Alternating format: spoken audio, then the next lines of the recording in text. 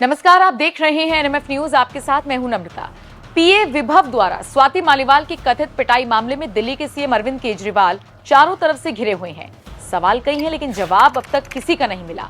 वक्त के साथ साथ लगातार बढ़ रही केजरीवाल की चुप्पी ने उन पर कई सवाल उठा दिए, लेकिन इसी बीच अब अमित शाह की एंट्री भी हो गई है। दरअसल हाल ही में अमित शाह से स्वाति मालीवाल को लेकर सवाल हुआ तो उन्होंने जिस तरह से जवाब दिया उसने सोशल मीडिया से लेकर मीडिया तक पर चर्चा बटोरी। चलिए उनका बयान आपको सुनवाते हैं।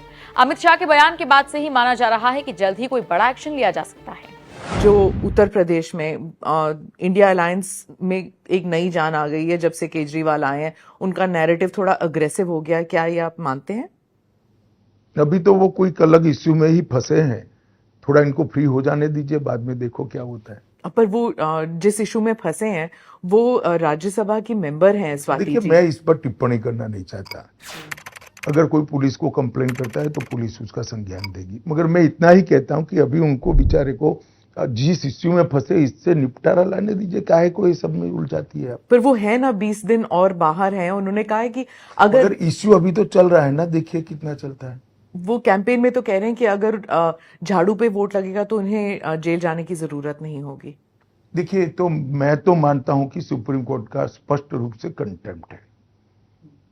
इनका कहने का मतलब है जो विजयी होता है सुप्रीम कोर्ट उनको दोषी होने के बावजूद भी जेल नहीं भेजती। अब जिन जज साहबों ने उनको जमानत दी है उनको ये सोचना है कि उनके जजमेंट का क्या उपयोग या दुरुपयोग हो रहा है। आप उस जजमेंट के बारे में क्या कहेंगे?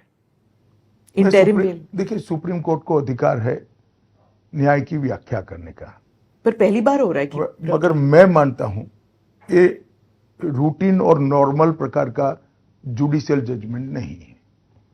काफी लोग देश में मानते हैं कि स्पेशल ट्रीटमेंट दिया गया है। केजरीवाल जी कह रहे हैं कि आप लोगों ने इतने कैमरा लगाए हुए थे, पीएमओ तक में कैमरा का एक फीड जा रहा था, वो सब देख रहे थे कि ये केजरीवाल जी टूटते हैं कि नहीं, और वो कह रहे हैं कि मैं टूटा नहीं हूं और वो बीजेपी मेरे से इतना डरती है। लगा है तिहाड़ में। तिहाड़ उनके पास है, हमारे पास नहीं है। ये कंटिन्यूअसली झूठ बोलते हैं। जेल प्रशासन दिल्ली सरकार के हाथ में, केजरीवाल जी के हाथ में, गृह मंत्रालय के हाथ में नहीं है।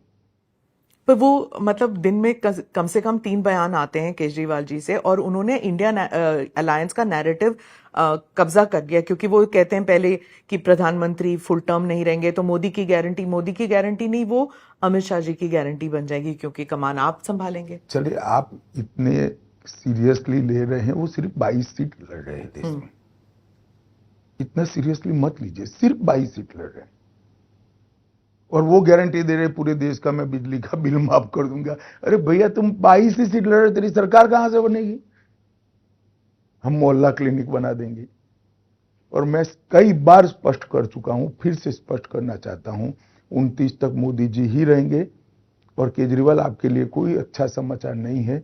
29 के बाद भी मोदी जी ही हमारे चुनाव अभियानों का नेता है, उनके नेतृत्व में ही हम चुनाव लड़ेंगे। महाराष्ट्र पे पूछती हूँ, महाराष्ट्र में आपकी पार्टी पर इल्जाम है कि आपने रीजनल पार्टीज को तोड़ा है, चाहे एनसीपी और शिवसेना। नहीं तोड़ा है। मुझे 2 बात का जवाब दीजिए। अगर शरद पवार जी अजीत पवार को अपना वारिस बनाते तो पार्टी टूटती क्या? और उद्धव जी अपने बेटे की जगह एकनाथ शिंदे को महत्व देते तो पार्टी टूटती क्या?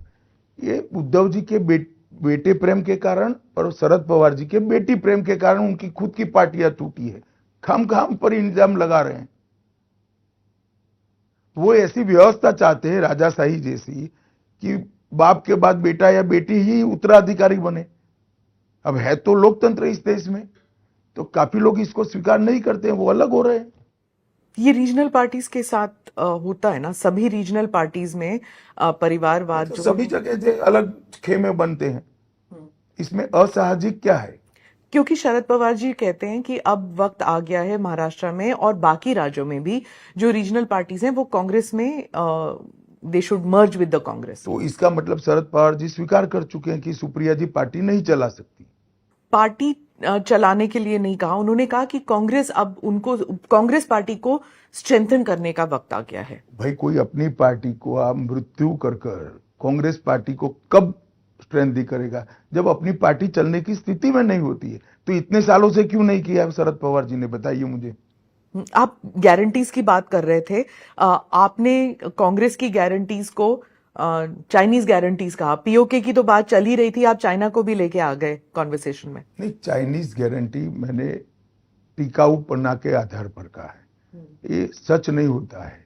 मैं बताता हूं, मैं अभी तेलंगाना गया था, वहां की महिलाएं राह देख रही हैं कि हमारा 12,000 रुपया कब आएगा। वहां के किसान 2 लाख के कर्ज माफी की राह देख रहे हैं। वहां की बच्चियां स्कूटी की राह देख रही हैं। जो रेवंत रेड्डी ने प्रॉमिस किया ना, राहुल जी ने किया था, उनकी गारंटी थी। अब ढूंढ रहे हैं राहुल जी को। वो तो दक्षिण में चुनाव खत्म हो गए, राहुल जी अब उत्तर में आ गए हैं। उत्तर में आ गए, मगर दक्षिण में था तब भी तो वो जाते थे। तो इसलिए मैं कहता हूं ये गारंटी का कोई मतलब नहीं है। ये चुनाव तक बोलते हैं फिर भूल जाते हैं। दक्षिण में आपने कहा था कि सिंगल लार्जेस्ट पार्टी उभर के आएगी बीजेपी, और विपक्ष कहता है दक्षिण में बीजेपी साफ और उत्तर में हाफ। देखिए, मैं अपने बयान पर कायम हूं। कर्नाटक, तेलंगाना, आंध्र प्रदेश, केरल और तमिलनाडु, ये 5 राज्य मिलकर जितनी सीटें हैं, इसमें भारतीय जनता पार्टी सबसे बड़ा दल बनकर बाहर आएगा इस चुनाव में। उत्तर प्रदेश में अब प्रचार इट हैज पिक्ड अप। आप वहां पर कितनी सीट कहते हैं अपने आप? हम सीटों में बढ़ोतरी करेंगे हमारी। कितने? वो अभी कह नहीं सकते, 3 चरण बाकी है, परंतु लास्ट गत चुनाव में हमें 65 सीटें मिली थी, हम इससे और आगे जाएंगे। अब रायबरेली में आपने प्रचार किया, वहां पर आपने कहा कि जो सोनिया गांधी हैं उन्होंने अपना एमपी लेड फंड्स जो हैं वो सिर्फ माइनॉरिटी समुदाय के लिए खर्च किया है। अगर किया तो फिर उसमें क्या बुराई है? आपके वाक्य को ही मैं एलोबरेट कर, सिर्फ माइनॉरिटी पर आपत्ति है, बाकी के वोटर आपके नहीं है क्या? टेकन फॉर ग्रांटेड ले रहे हैं आप? इतना ही छोटा सा सवाल है। वहां पर जो आपका कैंडिडेट है उसका स्टेचर गांधी फैमिली के मुकाबले थोड़ा कम नहीं है क्या? आप एक किसी और कैंडिडेट को वहां पर मैं 9 साल का था, थे? 9 साल का था तब नारे लगाता था इमरजेंसी के खिलाफ। थोड़ा बड़ा हुआ, हम आसाम के नरसंहार के लिए नारे लगाते थे। आसाम की गलियां सुनिए, इंदिरा गांधी खूनी है। स्ट्रेचर देश की जनता बनाती है, कहीं जन्म लेने से नहीं बनता है स्मिता जी। हम सब सामान्य परिवार से जन्म लिए, हमने जनता ने बड़ा किया है। तो लोकतंत्र का मतलब क्या है? और मेरी बात याद रखिए, आप जो कहते हैं कि जिनका स्ट्रेचर कम है, वो दिनेश प्रताप सिंह राहुल गांधी के सामने चुनाव जीत कर आए। वहां पर प्रियंका गांधी जब कैंपेन कर रही है वो भी इमोशनल अपील कर रही हैं कि जब मैं छोटी थी तब मैं अपने पिताजी को लेके आई थी जब उनकी मृत्यु हुई थी, उनको मारा गया था।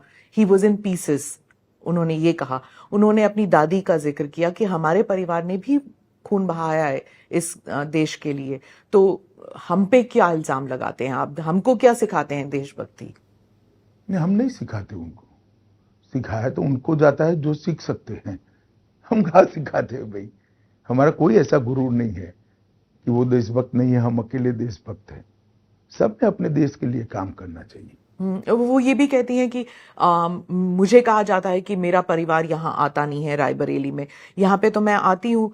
गृह मंत्री को कैसे पता कि मैं यहाँ आती हूँ कि नहीं आती हूँ? क्योंकि आपने कहा था सार्वजनिक है भाई, आपके ही लोग बता देते हैं, एनआई वाले ही बता देते हैं। मत बताइए आप, अगर उनको आपत्ति है तो मुझे कैसे पता चला हो? गांधी परिवार जो है वो अमेठी में नहीं लड़ा, रायबरेली में लड़ रहा है। इसे आप कैसे देखते हैं? देखिए, कोई भी चुनाव तो कहीं पर से लड़ सकता है, मगर राहुल गांधी जी ने वायनाड से वोटिंग के पहले कह देना चाहिए था कि मैं 2 जगह से लड़ने वाला हूं। ये हाइड करना मेरे हिसाब से ठीक नहीं है लोकतांत्रिक दृष्टि से। वो भी वो कर सकते हैं, परंतु मुझे ठीक नहीं लगता। पर वायनाड की जनता को कहना चाहिए कि मैं 2 जगह से लड़ने वाला हूं, आप आपका फैसला करिएगा। इसमें क्या आपत्ति हो सकती? वायनाड का चुनाव पैक होने के बाद जब पोस्ट पोल सर्वे की जानकारी में खतरा दिखता है और फिर आप रायबरेली आते हो, तो मैं मानता हूँ ये वायनाड के मतदाताओं के साथ अच्छा नहीं।